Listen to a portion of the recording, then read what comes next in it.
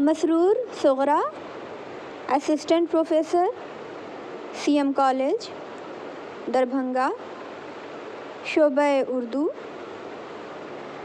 آج ہم جس موضوع پہ گفتگو کریں گے وہ ہے اقبال کی شخصیت، ان کی شاعری اور ان کے اثرات۔ آپ دیکھیں، جب ہم علامہ اقبال جیسی عبقری شخصیت پہ گفتگو کرتے ہیں تو سب سے اول فکر و نظر کے پیمانے پر وہی شعر و ادب اپنے لازوال ہونے کا اعتراف کراتا ہے جو زمان و مکان کی سرحدوں سے بالا تر ہو۔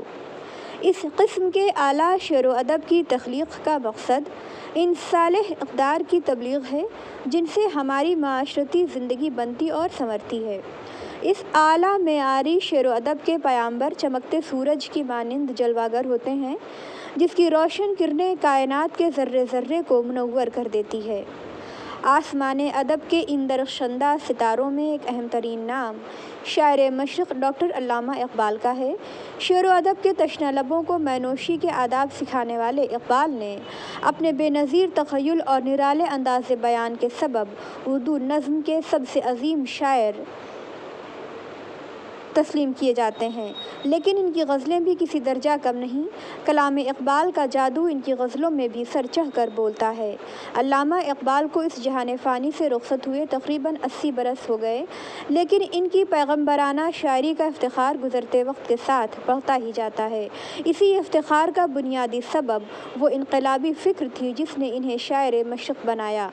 اقبال کی شاعری دراصل کائنات کی اٹل سچائیوں کا اعتراف ہے جس میں تعمیر حیات کا پہلو سب سے زیادہ نمایاں ہے۔ یہاں عام شاعروں کی طرح شکست اور محرومی، نا امیدی اور زندگی سے فرار کی کوئی صورت نظر نہیں آتی، شاید اس لیے کہ فروغ کہکشاں کو ناز ہے جن کی جبینوں پر یہ تلقین خودی پیدا کی وہ نوجواں تو نے، انہیں زور بازو سے ہے اب گردش زمانے کی، انہی کے زور بازو سے ہے اب گردش زمانے کی، بدل کر رکھ دیا آخر مزاج آسماں تو نے۔ اقبال کے بارے میں یہ عام بات ہے کہ وہ ایک فلسفی شاعر تھے۔ زندگی اور مقصد زندگی کے حوالے سے جتنے فکر انگیز خیالات اقبال نے پیش کیے ہیں، اردو ادب کی تاریخ میں اس کی دوسری مثال نہیں ملتی۔ اس انقلابی فکر کی آبیاری میں ان کے والدین کی مثالی تربیت کا خصوصی کردار رہا ہے۔ ان کے والد شیخ نور محمد متقی اور پرہیزگار مسلمان تھے۔ ان کی تربیت کا ہی اثر تھا کہ اقبال کے اندر بچپن سے ہی قرآن حکیم کی تلاوت کا شوق، حسن اخلاق اور بزرگوں کا احترام جیسی خوبیاں پروان چڑھیں اور جزو زندگی بن گئیں۔ والد بزرگوار نے ایک بار اقبال کو نصیحت کرتے ہوئے کہا تھا کہ بیٹا جب تلاوت کیا کرو تو یہ جان کر قرآن پڑھا کرو کہ یہ تم پر ہی نازل ہوا ہے۔ یہ نصیحت اتنی اہم اور غیر معمولی تھی کہ اس نے اقبال کی شخصیت اور شاعری پر انقلابی اثرات مرتب کیے۔ بقول اکبر الہ آبادی کہ حضرت اقبال میں جو خوبیاں پیدا ہوئیں، قوم کی نظریں جو ان کے طرز کی شیدا ہوئیں، اس کے شاہد ہیں کہ ان کے والدین ابرار تھے، باوفا تھے، اہل دل تھے، صاحب اسرار تھے۔ قرآن حکیم کے بارے میں اقبال اپنے والد محترم کی نصیحت پر تادم حیات سختی کے ساتھ عمل پیرا رہے۔ کلام اقبال کا مطالعہ کرنے سے یہ حقیقت واضح ہو جاتی ہے کہ ان کے شاعرانہ تخیل میں انقلابی افکار کی آمد تعلیم قرآن کے مرہون منت ہے۔ اقبال نوجوانوں کو قوم کا بیش قیمتی سرمایہ تصور کرتے تھے، لہٰذا ان کی پیامی شاعری کا بنیادی کردار قوم کا نوجوان ہی ہے۔ وہ تعلیم کے شعبے میں قوم کو سب سے آگے دیکھنا چاہتے تھے۔ ان کی یہ شدید خواہش تھی کہ قوم کے نوجوان ام الکتاب قرآن حکیم سے اپنا رشتہ جوڑیں، لیکن مسلم نوجوانوں کی تعلیم سے دوری اور بے مقصد زندگی دیکھ کر انہیں سخت مایوسی ہوتی تھی۔ مندرجہ ذیل اشعار علامہ کے انہی احساسات کے آئینہ دار ہیں کہ خدا تجھے کسی طوفاں سے آشنا کر دے، خدا تجھے کسی طوفاں سے آشنا کر دے کہ تیرے بحر کی موجوں میں اضطراب نہیں، تجھے کتاب سے ممکن نہیں فراق کہ تو کتاب خواں ہے مگر صاحب کتاب نہیں۔ نیلگوں آسمان کی وسعتوں میں اڑتے پرندوں نے ہمیشہ انسان کی فکر کو شوق پرواز عطا کی ہے۔ آسمان کے انہی پرندوں میں سے خاص پرندے شاہین کی پرواز اقبال کو اس قدر پسند آئی کہ انہوں نے اسے اپنی شاعری کا محبوب استعارہ بنا دیا۔ اقبال کے یہاں شاہین شجاعت، دانائی، عزت نفس، دور اندیش اور خود اعتمادی کا اس استعارہ ہے۔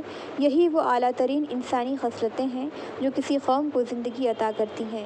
اقبال کا کمال یہ ہے کہ انہوں نے پرندوں کی دنیا میں سے ایک ایسے پرندے کا انتخاب کیا جو اپنے اندر شان درویشی رکھتا ہے اور اس کی نظر آسمانوں کی بلندیوں پر رہتی ہے۔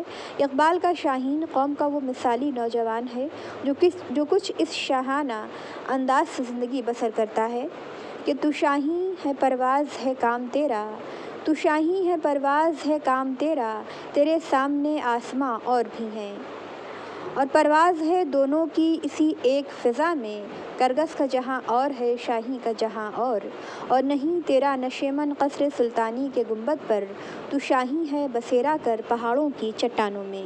شاعر کے یہاں بنیادی طور پر قول و فعل کا تضاد پایا جاتا ہے، یعنی اس کی خود کی زندگی ان افکار و نظریات سے بالکل جدا ہوتی ہے جنہیں وہ اپنے کلام میں پیش کرتا ہے، لیکن شاعر مشرق اقبال کا امتیاز یہ ہے کہ ان کی شخصیت بھی ان کی شاعری کے سانچے میں ڈھلی ہے، اور اس امتیاز کا واضح سبب یہ ہے کہ اقبال کی ذہنی و فکری نشوونما قرآنی ہدایات کی روشنی میں ہوئی۔ جب وہ اعلیٰ تعلیم کی غرض سے لندن اور جرمنی میں قیام پذیر ہوئے تو بھی ان کی نمازیں نہ قضا ہوئیں اور نہ ہی وہ تلاوت قرآن سے غافل ہوئے۔ ان کا یہ شعر اس سلسلے میں دلیل راہ کی حیثیت رکھتا ہے کہ زستانی ہوا ہی گرچہ تھی شمشیر کی تیزی، نہ چھوٹے مجھ سے لندن میں بھی آداب سحر خیزی۔ ایک موقع پر طلباء کا ایک گروپ ان کی خدمت میں چند سوالات لے کر گیا۔ ان کو اندازہ تھا کہ اقبال فلسفہ اور قانون کی کتابوں کے حوالے سے یہ جواب دیں گے، لیکن اقبال نے قرآن حکیم کھول کر سوالات کا تشفی بخش جواب دیا۔ یہ منظر دیکھ کر جو طالب علموں کا وفد تھا وہ حیران رہ گیا، لیکن علامہ اقبال اس راز سے واقف تھے، اس لیے کہ انہوں نے قرآن کریم کو ہدایت کے بنیادی سرچشمے کی حیثیت سے قبول کیا تھا۔ اقبال کی شاعری میں پنہاں فکر و آگہی انہیں شاعر فردہ ثابت کرتی ہے۔ اپنے وقت میں وہ مظلوم اقوام کی سب سے مضبوط آواز بن کر ابھرے اور آج بھی ان کی انقلابی شاعری ہمیں زندگی کا پیغام دے رہی ہے۔ مقاصد زندگی کے ساتھ عشق کی کیفیت نے اقبال کو اقبال بنایا۔ وہ اس جذبہ عشق کو قوم کے نوجوانوں میں بیدار کرنا چاہتے تھے، لہٰذا انہوں نے اللہ کے حضور بڑی دل سوزی اور دردمندی کے ساتھ یہ دعائیں کی تھیں کہ جوانوں کو میری آہ سحر دے، پھر ان شاہین بچوں کو بالوں پر دے، خدایا آرزو میری یہی ہے، میرا نور بصیرت عام کر دے۔ آپ دیکھیں غالب نے بھی اقبال کی غالب کی بات یہاں نہیں ہو رہی ہے، یہاں اقبال کا ذکر ہے، معاف کیجیے۔ تو آپ دیکھیں کہ اقبال نے جو شاعری کی اور اس کی جو بلندی تھی، اس کا احساس خود علامہ اقبال کو بھی تھا کہ علامہ اقبال اپنی شاعری کے حوالے سے لکھتے ہیں کہ میں نے کبھی اپنے آپ کو شاعر نہیں سمجھا، اس واسطے میرا کوئی رقیب نہیں اور نہ میں کسی کو اپنا رقیب سمجھتا ہوں، فن شاعری سے مجھے کبھی دلچسپی نہیں رہی، ہاں بعض مقاصد خاص رکھتا ہوں جن کے بیان کے لیے اس ملک کے حالات اور روایات کی روح سے میں نے نظم کا طریقہ اختیار کیا، ورنہ نہ بینی خیر ازاں مرد فروست کہ برمن تہمت شعر و سخن وست۔ شیخ عبدالقادر نے تحریر کیا ہے کہ ایک دن علامہ نے ان کو بتایا کہ انہوں نے شاعری ترک کرنے کا مصمم ارادہ کر لیا ہے اور جو وقت وہ شاعری کو دیتے ہیں وہ کسی اور کام میں صرف کرنا چاہیں گے۔ اس پر شیخ عبدالقادر نے علامہ کو مشورہ دیا کہ ان کی شاعری میں وہ تاثیر ہے جس سے قوم اور ملک کی خدمت ہو سکتی ہے، اس لیے تخلیق شعر ترک کرنا مناسب نہیں۔ اس پر اقبال نے کہا کہ وہ سر آرلیٹ جو ان کے استاد تھے ان سے مشورہ کریں گے۔ جب اقبال نے اپنے استاد سے رائے مانگی تو انہوں نے بھی اقبال کو شاعری جاری رکھنے کا مشورہ دیا اور اس طرح سے اقبال نے اپنی شاعری جاری رکھی۔ دراصل اقبال جس دور میں رہے وہ نظریاتی اور سیاسی ہیجان کا زمانہ تھا، ملت اسلامیہ زبوحالی کا شکار تھی اور اقبال اس کے حالات کے بارے میں فکر مند تھے۔ ایسے حالات میں انہوں نے حکیم الامت بن کر اس کے شاندار ماضی ہمیں یاد دلائے اور مسلمانوں کو اپنی عظمت رفتہ واپس لانے کے لیے جدوجہد کی تلقین کی۔ یوں تو یہ خیال ان کی پوری شاعری میں نمایاں ہے، لیکن شکوہ، جواب شکوہ اور خطاب بجوانان اسلام بہترین ترجمان ہیں۔ جواب شکوہ کے چند اشعار ملاحظہ کیجیے۔ تھے تو آبا وہ تمہارے ہی مگر تم کیا ہو، ہاتھ پر ہاتھ دھرے منتظر فردہ ہو، باپ کا علم نہ نہ بیٹے کو اگر ازبر ہو، پھر پسر قاتل میراث پدر کیوں کر ہو، آج بھی ہو جو ابراہیم کا ایمان پیدا، آگ کر سکتی ہے انداز گلستاں پیدا۔ اور خطاب بجوانان اسلام میں اسی خیال کو اشعار میں پیش کیا ہے کہ گنوا دی ہم نے جو اسلاف سے میراث پائی تھی، ثریا سے زمین پر آسماں سے ہم کو دے مارا، ثریا سے زمین پر آسماں سے ہم کو دے مارا، تجھے آباد سے اپنے کوئی نسبت ہو نہیں سکتی کہ تو گفتار وہ کردار تو ثابت وہ سیارہ۔ غرض میں کیا کہوں تجھ سے وہ صحرا نشیں کیا تھے، جہاں گیرو جہاں دارو جہاں بانو جہاں آرا۔ اقبال نے ہمیشہ ملک کو اعلی ہمتی اور جہد مسلسل کی تلقین کی۔ ان کے الفاظ ہیں کہ یہی آئین قدرت ہے، یہی اسلوب فطرت ہے، جو ہے راہ عمل میں گامزن محبوب فطرت ہے۔ اپنی دنیا آپ پیدا کر اگر زندوں میں ہے، سر آدم بنے ضمیر کن فوکاں زندگی۔ خدا نے آج تک اس قوم کی حالت نہیں بدلی، نہ ہو جس کو خیال آپ اپنی حالت بدلنے کا۔ یقین محکم عمل پیہم محبت فاتح عالم، جہاد زندگانی میں یہ ہیں مردوں کی شمشیریں۔ آتش کو بتاتا ہوں تقدیر امم کیا ہے، شمشیر و سنا اول اور طاؤس و رباب آخر۔ اقبال آنے والے کل کی بہتری اور کامیابی کے لیے آج محنت کو لازمی قرار دیتے ہیں۔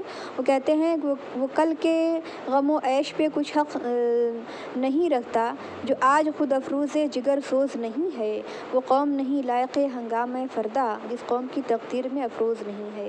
حکیم الامت علامہ اقبال نے جو تصورات پیش کیے ان میں خودی، شاہین، مرد مومن اور ملت شامل ہیں۔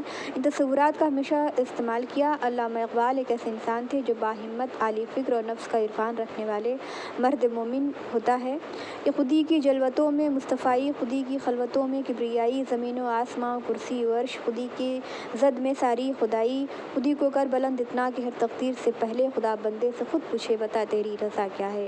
خودی تصور انسان کو اپنے اندر بے پناہ تعمیراتی صلاحیتوں کا ادراک دیتی ہے، اور جب انسان اپنے کو پہچان لیتا ہے تو اپنے رب کو بھی پہچان لیتا ہے، پھر یہ مرد خود آگاہ مرد مومن کا رتبہ پا لیتا ہے۔ اس کی عظمت کے بارے میں اقبال کہتے ہیں کہ یہ بات کسی کو نہیں معلوم کہ مومن قاری نظر آتا ہے، حقیقت میں ہے قرآن۔ اقبال کا مرد مومن اپنے معاشرے، قوم اور ملت کے ساتھ پیوستہ اور وابستہ رہتا ہے اور ایک اہم فرد کی حیثیت سے ملت کی بھلائی خوشحالی کے حصول کے لیے ہمتاً مصروف رہتا ہے۔ علامہ فرد کے معاشرے اور ملت سے تعلق کے بارے میں فرماتے ہیں کہ افراد کے ہاتھوں میں ہے اقوام کی تقدیر، ہر فرد ہے ملت کے مقدر کا ستارہ، فرد قائم ربط ملت سے ہے تنہا کچھ نہیں، موج ہے دریا میں اور بیرون دریا کچھ نہیں، ملت کے ساتھ رابطہ استوار رکھ، بے واسطہ رہ شجر سے امید باہر رکھ۔ علامہ اقبال کا شاہین عزم و ہمت کا عکاس ہے۔ سلسلے میں وہ کہتے ہیں کہ نہیں تیرا نشیمن قصر سلطانی کی گنبد پر، تو شاہین ہے بسیرا کر پہاڑوں کی چٹانوں میں۔ شاہین کبھی پرواز سے تھک کر نہیں گرتا، پر دم ہے اگر تو ہے خطرہ۔ وہ فریب خوردہ شاہین کے پلا ہو کرگسوں میں، اسے کیا خبر کہ کیا ہے راہ و رسم شہبازی، پرواز ہے دونوں کی سی ایک جہاں میں، شاہین کا جہاں اور ہے کرگس کا جہاں اور۔ مختصر یہ کہ اقبال کی شاعری کا بنیادی پیغام عزم ہمت و عمل کا ہے۔ علامہ کے نزدیک زندگی کا تصور کچھ یوں ہے کہ تو اسے پیمانہ فروز و فردا سے نہ ناپ، جاویداں پیہم دواں پردم جواں ہر دم جواں ہے زندگی، زندگانی کی حقیقت کو حقن کے دل سے پوچھ، جوئے شیر و تیش و سنگ گراں ہے زندگی، پختہ تر ہے گردش پیہم سے جام زندگی، ہے یہی اے بے خبر راز دوام زندگی۔ اگر ہم الفاظوں میں اقبال کے کلام کو بنیادی پیغام بیان کرنا چاہیں تو وہ جہد مسلسل اور ایک لفظ میں ہے پوشیدہ، جس سے عمل سے زندگی بنتی ہے جنت بھی جہنم بھی، یہ خاکی اپنی فطرت میں نہ نوری ہے نہ ناری ہے۔ اس کے علاوہ بھی اقبال کی شاعری ہمیں حد درجہ متاثر کرتی ہے۔ آپ دیکھیں کہ اقبال نے جو بھی نظریہ پیش کیا، جو افکار پیش کیے، وہ لازوال تھے اردو ادب کے لیے، اردو شاعری کے لیے، اور ایسی مثال ہمیں پھر اور کہیں نظر نہیں آتی۔ آپ دیکھیں کہ یہ جب علامہ اقبال نے شاعری شروع کی تو اس وقت حالت بہت بری تھی عالم اسلام کی، اور عالم اسلام اور ملت اسلامیہ کی صورتحال کی نزاکت کو دیکھتے ہوئے اقبال نے جس مخصوص اسلوب اور تجزیے کے بعد راہ عمل تجویز کی، اس کی تفصیلات اسرار خودی اور رموز خودی میں نمایاں طور پر دیکھی جا سکتی۔ انہوں نے غلامی کی زنجیروں میں جکڑے ہوئے مسلمانوں میں حریت، بیداری اور جہاد کی فکر پیدا کرنے کے لیے اپنے مخصوص اور منفرد انداز میں خودی اور بے خودی کے تصور کو پیش کیا۔ احساس خودی کے ذریعے وہ فرد کو مخاطب کرتے ہوئے کہتے کرتے ہیں۔ بہت کئی جگہ انہوں نے خودی کو مخاطب کر کے کلام کیا، اس میں ایمان و عمل کی سرشاری پیدا کی ہے۔ تصور بے خودی میں وہ فرد سے آگے بڑھ کر کتاب ملت بیضا کی شیرازہ بندی کرتے ہیں۔ اسرار خودی کی ابتدا میں ہی اقبال یوں گویا ہیں کہ ساقیہ برخیز میں در جام کن، محو از دل کاوش ایام کن، می کند اندیشہ را ہوشیار تر، دیدہ بیدار را بیدار تر، اعتبار کوہ بخشد کاہ کار، قوت شیران دہد روباہ را، خاک او اوج ثریا می دہد، قطرہ را پنہائے دریا می دبد، خامشی را شورش محشر کنند، پائے کبک از خون باز احمر کند۔ اے ساقی اٹھ اور میرے پیالے میں وہ شراب انڈیل دے جو دل سے زمانے کی تکالیف کو دور کر دے۔ ایسی شراب فکر میں اور تیزی پیدا کر دیتی ہے، اور جو آنکھ پہلے ہی بیدار ہو اس میں مزید بیداری پیدا کر دیتی ہے۔ یہ تنکوں کو پہاڑ کا وقار عطا کرتی ہے اور لومڑی کو شیروں کی طاقت بخشتی ہے۔ اس کی خاک کو ثریا کی بلندی بخشتی ہے اور قطرے کو سمندر کی وسعت دیتی ہے۔ خاموشی کو قیامت کے شور بدل دیتی ہے اور شکور کے پنجے کو باز سے لاد دیتی ہے۔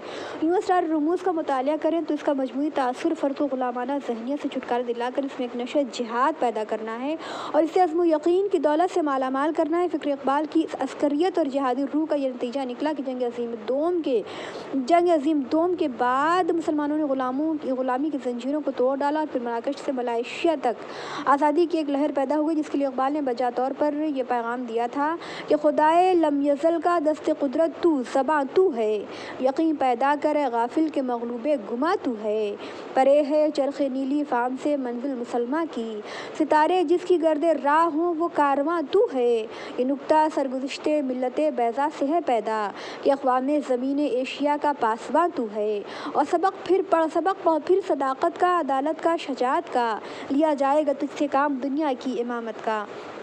علامہ اقبال کی شعری اور نثری تخلیقات کا جب ہم مطالعہ کریں تو یہ حقیقت واضح ہوتی ہے کہ مسلمانوں کے عروق مردہ میں تازہ خون کی گردش دیکھنا چاہتے ہیں۔ انہوں نے قرآن مجید کا جس گہرائی سے مطالعہ کیا اور پیغمبر اسلام سے جس محبت و عقیدت کا والہانہ اظہار کیا، اس کے باعث وہ اس رمز سے آشنا ہو چکے تھے کہ مسلمانوں کی زندگی اعلیٰ کلمت الحق اور غلبہ دین کے لیے ہے، جس کے لیے جہاد فی سبیل اللہ کا شعور ناگزیر ہے۔ یہ جہاد اپنے اول قدم پر دعوتی، علمی، لسانی، مالی اور قلمی نوعیت کا ہے، مگر اس کا ایک پہلو جانی بھی ہے جس کا منتہا شہادت ہے۔ آپ کی بعثت و نبوت کے ابتدائی 13 برس مکہ مکرمہ میں گزرے۔ ان برسوں میں جہاد کی نوعیت دعوتی اور تبلیغی ہے، اور جہاد باللسان، جہاد بالمال اور جہاد بالنفس کی صورتیں سامنے آتی ہیں، مگر جب ہجرت کے بعد آپ مدینہ تشریف لے جاتے ہیں تو پھر فتنے کی سرکوبی اور نوزائیدہ اسلامی ریاست کے دفاع کے لیے مختلف قسم کے دفاعی، انتظامی، جنگی اور عسکری انتظامات بھی کیے۔ اسلامی ریاست کے استحکام اور اعلیٰ کلمت الحق کے لیے کی جانے والی جدوجہد، خواہ اس کا تعلق کسی بھی پہلو سے ہو، جہاد کہلائے گی۔ کیا تاریخ عالم میں مسلمانوں کے علاوہ کوئی ایسی تہذیب موجود ہے جس کے ہاں تعلیم و تدریس، تزکیہ نفس اور زیر دستوں غلاموں اور محروموں کی مدد کو بھی جہاد قرار دیا گیا ہو؟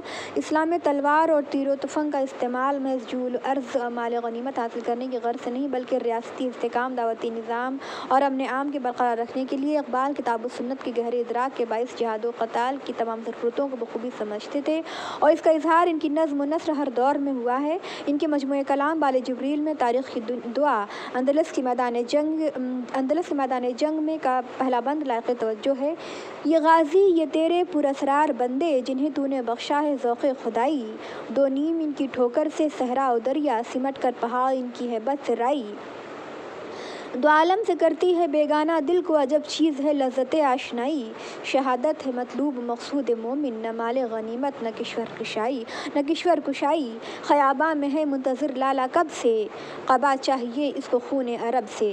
عسکری مہمات اور جہادی معرکوں میں ایک مرد مجاہد کی سوچ کیا ہو سکتی ہے؟ وہ اپنے مقاصد کی باز آفرینی کے لیے کیسے جذبات کا اظہار کرتا ہے، اپنی منزل مقصود تک پہنچنے کے لیے کیسا راستہ انتخاب کرتا ہے، کسی واپسی کے اسباب اس وسائل کو ضائع کرنے میں بھی کوئی دریغ نہیں ہوتا۔ علامہ اقبال نے ان عزائم کی تصویر کشی اپنے ایک مختصر فارسی خطہ میں یوں کی ہے کہ تاریخ چو بر کنارۂ اندلس سفینہ سوخت، گفتند کار توبہ نگاہ خرد خطاست، دوریم از سواد وطن باز چو رسیم، ترک سبب ضروع شریعت کجا روست، خندید و دست خبیش و بشمشیر برد و گفت، ہر ملک ماست کے ملک خدائے ماست۔ تاریخ نے جب ساحل اندلس پر اپنی کشتیاں جلا ڈالیں تو اس کے ہمراہیوں نے کہا کہ تیرا یہ کام عقل و شعور کے لحاظ سے غلط ہے، ہم اپنے وطن کی اس کی سرزمین سے بہت دور ہیں، واپس کیسے پہنچیں گے؟ شریعت میں اسباب و ترک کرنے کی اجازت کہاں ہے؟ طارق مسکرایا اور اس نے اپنا ہاتھ تلوار کے قبضے پر رکھا اور یوں گویا ہوا کہ ہر ملک ہماری ملکیت میں ہے، کیونکہ ہمارے خدا کا ملک ہے۔ اقبال کے نکتہ رس اور نکتہ سنج ذہن میں جہاد کے بارے میں ایک عجیب خیال ملتا ہے۔ حضرت جابر رضی اللہ عنہ کی ایک روایت میں رسول اللہ صلی اللہ علیہ وسلم اپنے 5 مفاخر خود گنوائے ہیں، جن میں سے ایک یہ ہے کہ میرے لیے تمام روئے زمین کو مسجد اور پاکیزہ بنا دیا گیا ہے، جو جہاں چاہے نماز پڑھ سکتا ہے۔ اقبال بجا طور پر سمجھتے ہیں کہ روئے زمین اگر مسجد کی طرح پاکیزہ ہے تو پھر اس پر کسی ناپاک اور نجس آدمی کا قبضہ یا غلبہ نہیں ہونا چاہیے۔ یوں انہوں نے قرآن مجید کی ان تمام آیات کی ایک عملی تفسیر بھی بیان کر دی کہ غلبہ اسلام سے کیا مراد ہے۔ مسجد امن اور عبادت کا مرکز ہے، لہٰذا امن اسلام کے لیے یہ بھی ضروری ہے کہ روئے زمین کو حقیقتاً مسجد کا درجہ مل جائے۔ اس مقصد کے لیے مسلمانوں پر جہاد لازم ہے، انہیں اپنی صفوں میں ایک ترتیب اور تنظیم قائم کرنا چاہیے۔ اس کا بہترین نقشہ اور اسوہ ہمیں رسول صلی اللہ علیہ وسلم کی سیرت طیبہ سے ملتا ہے۔ اقبال کہتے ہیں کہ مومنہ را گفتہ سلطان دین مسجد من ای ہما روئے زمین علامہ از گردش ناس ما مسجد مومن بدست دیگراں سخت کوشد بندہ پاکیزہ کیش تا بگیرد مسجد مولائے خویش۔ رسول کریم صلی اللہ علیہ وسلم نے مومنوں سے فرمایا کہ میرے لیے تمام روئے زمین کو مسجد بنا دیا گیا ہے، تو آسمانوں کو گردش سے اللہ تعالیٰ محفوظ رکھے کہ مومن کی مسجد دوسروں کے قبضے میں ہے۔ آپ پاکیزہ نفس انسان، تجھے سخت جدوجہد کرنا چاہیے تاکہ تو اپنے آقا کی مسجد حاصل کر سکے۔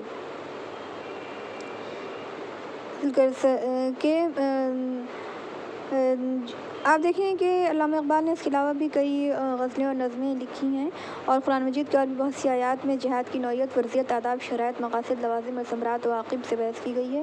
اس طرح سیاست میں اور دیگر کتابوں میں بھی اس کا ذکر ملتا ہے۔ اور جہاد عربی زبان کا لفظ ہے جس کا مادہ جیم ہے دال ہے، جو جہد اور جہد دونوں طرح سے استعمال ہوا ہے۔ جہد کے معنی بہت کوشش کرنے کے ہیں، بلکہ جہد کے معنی کسی کام میں پوری طاقت لگا دینے کے ہیں۔ یوں جہاد کے معنی پوری قوت و طاقت کے ساتھ بھرپور کوشش کرنے کے ہیں۔ اسلامی اصطلاح میں جہاد سے مراد اپنے نفس، شیطان و کفار کے ساتھ دل، زبان اور ہاتھ سے کام لینے کے ہیں۔ اگر تمام مفاہیم مطالب کا استفسار کیا جائے تو جہاد کی حدود میں ذاتی اصلاح، معاشرتی تطہیر، عصمت دین کی پاسبانی، شریعت کی تقویت و حفاظت، دنیا سے ظلم و ستم کا خاتمہ، قیام عدل و انصاف، امن عامہ کا حصول اور اعلیٰ کلمۃ الحق سبھی عناصر شامل ہیں۔ ایک روایت کے مطابق سے جہاد اصغر اور جہاد اکبر کی اصطلاح بیان کیا گیا ہے۔ یہ بات غزوہ تبوک سے واپسی پر کہی گئی کہ آپ نے صحابہ سے فرمایا کہ تمہیں مبارک ہو کہ تم جہاد اصغر سے جہاد اکبر کی طرف لوٹے ہو۔ جہاد اصغر اسلامی سلطنت کے اقتدار اعلیٰ کی تحفظ کی سرحدوں سے دفاع، امن عامہ، قیام، دہشت گردی کے انسداد اور فتنے کی سرکوبی سے متعلق ہے۔ علامہ اقبال کے ہاں جہاد کے بارے میں اولین شرعی اظہار اسرار خودی میں ہوا ہے۔ اس کا ایک باب در بیان ہے۔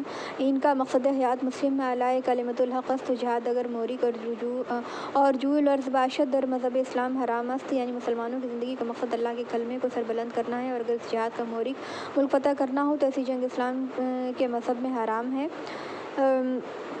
اسرار الرموز کے مضامین و موضوعات کا استقصاء کیا جائے، اس کا خلاصہ نکالا جائے تو اول و آخر جہاد بالنفس اور اعلیٰ کلمۃ الحق جدوجہد سے عبارت ہیں۔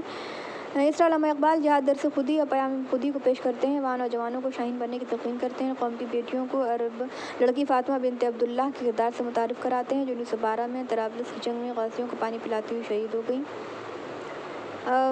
اس طرح سے ہم اقبال نے جہادی فکر اور عسکری مزاج کی پختگی کے لیے مرد مومن تصور کو پیش کیا، جذبہ عشق سے سرشار ہو کر مصارف زندگی میں پیکار زندگی کا مظاہرہ کرتا ہے، اور اس موضوع کی تفصیلات ایک الگ اور مستقل مقالے کا تقاضا کرتی۔ لہٰذا ہم اپنی بات کو سمیٹتے ہوئے اتنا کہنا چاہیں گے کہ اسلام کی بہت ساری باتیں اقبال نے اپنی شاعری میں بیان کی ہیں، اور اسلام جہاد کی فتنے کی سرکوبی اور امن اسلام کی بحالی کا ذریعہ قرار دیا اقبال نے اپنی شاعری کو۔ اس طرح سے اقبال کی شاعری پہ اچھی خاصی روشنی ڈالی جا چکی ہے اس سے قبل بھی، اور ایک بار پھر اس کا سلسلہ میں نے شروع کیا ہے، لیکن تب بھی یہ چیزیں